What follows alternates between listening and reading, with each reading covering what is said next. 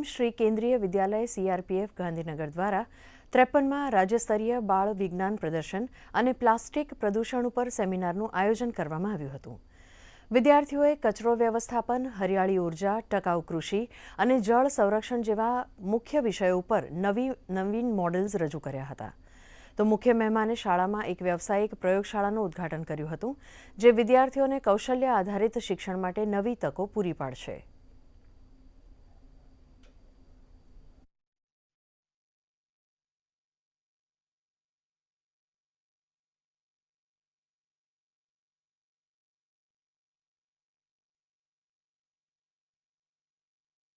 ये अभी हमारी क्लस्टर लेवल इवेंट है। इसके बाद में रीजनल लेवल इवेंट होगी, फिर नेशनल लेवल इवेंट के लिए जाएंगे बच्चे।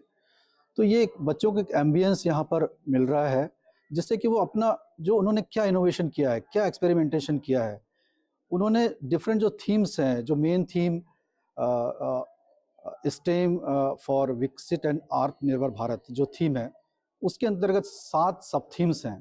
उन्होंने उसके अंतर्गत बच्चों ने अपने प्रोजेक्ट्स तैयार किए हैं और जिसका इवेल्युएशन एक्सपर्ट्स द्वारा, जजेस द्वारा किया जा रहा है। एक टैलेंट जो बच्चों का है वो हमारे सामने आ रहा है।